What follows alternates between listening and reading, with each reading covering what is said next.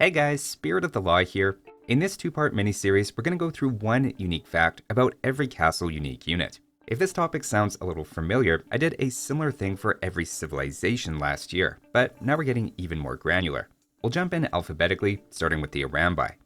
This unit is of course well known for having terrible accuracy, at just 20% for the non-elite version, which can't be improved by thumbring, as Arambai are considered to be in the Conquistador class by the game, and not cavalry archers.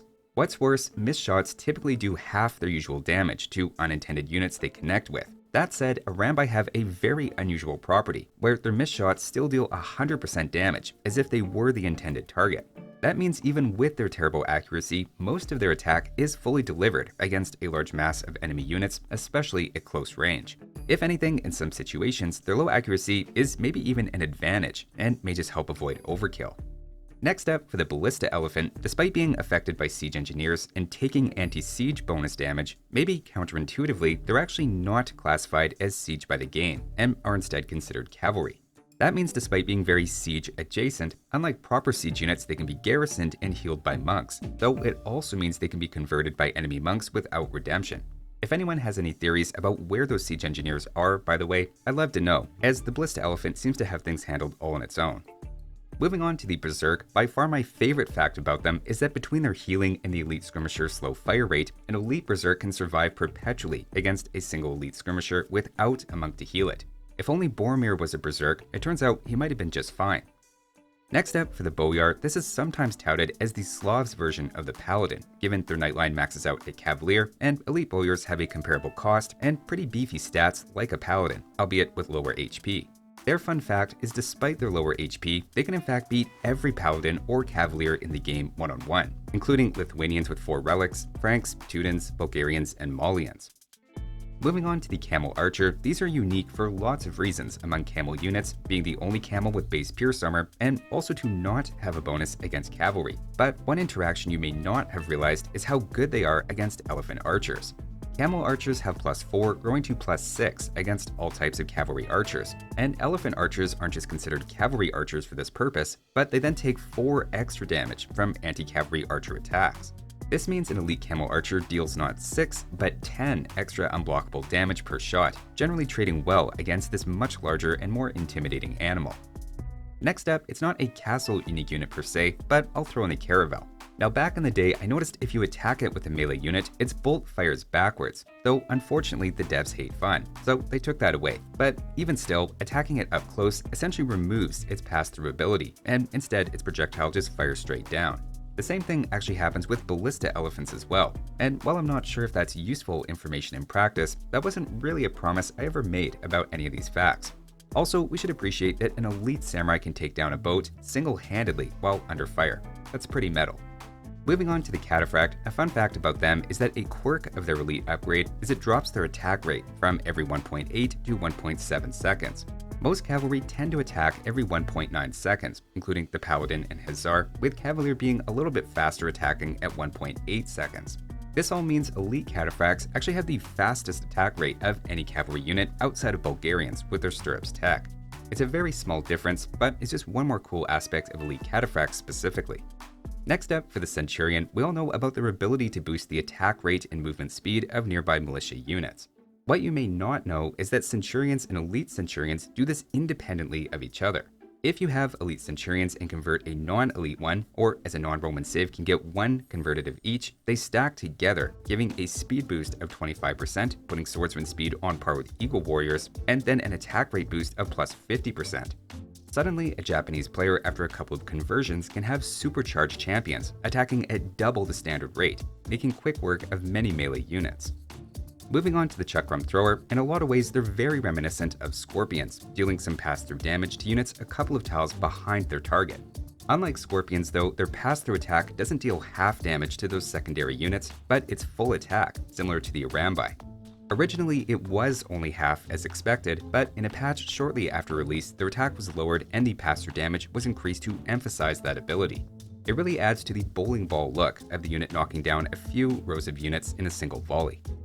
Next up, for the Chu Ko Nu, their elite upgrade is well known for being fairly expensive for what it gives, adding just 5 HP, slightly reducing their training time, and adding 2 more secondary projectiles. It's not that impressive for over 1600 resources. What makes it even worse though is units with multiple projectiles don't start reloading until the last one is fired, meaning those 2 extra projectiles end up slowing their fire rate by about 13%. Considering the extra projectiles only do 3 damage each and are often brought down to 1 damage with armor while having very low accuracy, it makes the upgrade even a little worse than how underwhelming it already appears. That said, the devs did throw them a bit of a bone, with Chu Ko Nu uniquely benefiting a little extra from Thumbring, with a plus 25% attack speed boost, whereas every other archer gets either plus 18% or plus 11. Moving on to the Composite Bowman, the most interesting quirk about this unit is actually its projectile. Most units have a natural-looking arc for their arrows, which can go over units to hit their target, whereas the Composite Bowman's arrow has a flat path, which is especially emphasized here by artificially increasing its range. You might think this means the arrows are more likely to be intercepted by an unintended unit, but that doesn't appear to be how it works in practice, with the arrows harmlessly passing through any unintended units on the way to their target. This is actually very rare for projectiles from non-siege land units, and for example, even the Mameluke with its very short range still has an arc to its scimitar when thrown, which becomes very obvious over long distances. Next up, for the Conquistador, they previously had their own funny projectile quirk with their bullets moving slower than arrows. However, with that now being patched, my favorite fun fact about them these days is that Conquistadors have a surprising amount of bonus damage against rams, siege towers, and unpacked trebuchets. You do have to keep in mind their relatively slow attack speed makes it not as great as that sounds, but it still makes them more than twice as good against those units as a more typical archer or cavalry archer variant. Janissaries and hand cannoneers also have a similar but much weaker version of this, so it must be a gunpowder thing.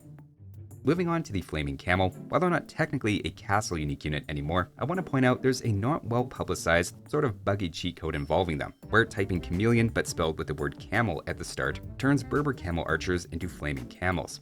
I think it's supposed to affect all camels, but doesn't seem to work that way. Next up, an obscure fact about Flemish Militia is when you first press the button, so to speak, your female villagers become a female version of Flemish Militia. But for whatever reason, all future Flemish Militia created at the barracks are male. They really take the femme out of Flemish Militia. Speaking of female warriors, moving on to the Gbeto, a fun fact is the name for their throwing knife/axe is the Kapinga, or as I've heard it called, the back scratcher of death. It's actually associated with Central Africa and not Mali. But the general design of having 3 major blades is accurate. For whatever reason though, the official profile icon of the Gbeto has them holding totally different and less distinct knives. Next up, for the Genoese Crossbow, a fun fact is they're the only foot archer without an attack bonus affecting spearmen. So unlike every other foot archer, what you see is what you get in this matchup.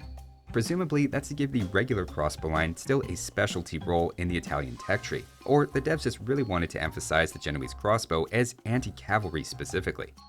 Moving on next to the Ghulam, this one has a funny quirk you probably wouldn't notice, but as far as I know is completely unique, or at least incredibly rare among infantry unique units, where its movement rate gets a subtle 4% boost when you pick up that tech. The Jaguar Warrior line actually has the same sort of unusual property, adding another way in which those 2 units are quite similar. Next up, for the Huskarl, Goths in general are known for their remarkably cheap infantry spam, powered by their infantry discount bonus in the late game. As a fun fact though, the Huskarl's base cost is 80 food and 40 gold, making it technically the most expensive infantry unit in the game, if it were to be created by any other civ, costing 5 more total resources than even the Teutonic Knight. It's only the Goths' heavy discount that makes it appear so affordable. Moving on to the Hussite Wagon, a little quirk that people closely following patch notes might know, but would otherwise be very easy to miss, is that villagers have a unique +6 attack bonus against it. It's actually the only non-building unit that villagers deal bonus damage against at this point. Next up, for the Jaguar Warrior, they're well known for being anti-infantry, starting with a +10 attack bonus against those. What's less well known is that when they're upgraded to Elite, that bonus changes oddly into +11. Now this seemingly innocuous change does have 2 notable implications, and with all upgrades researched, allows Elite Jaguar Warriors to defeat Elite Samurai and Roman Legionaries 1 attack sooner than they otherwise would.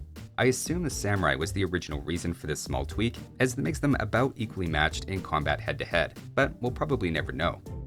Moving on to the Janissary, this unit initially appears very similar to a hand cannoneer, and is in some ways statistically better, but notably is significantly less accurate. Not only that, but its attack dispersion, which affects how badly they can miss, is then 50% higher. So you not only get more misses, but when they miss, it can be by a shocking amount. That said, the Elite upgrade reduces your number of missed shots by a third as a hidden benefit, and also removes your attack delay, so the Elite upgrade is good in some not immediately obvious ways. Next up, for the Kamayuk, obviously they lose one-on-one against Elite Jaguar Warriors, which really shouldn't be a surprise, as we just saw they have plus 11 bonus damage going on here.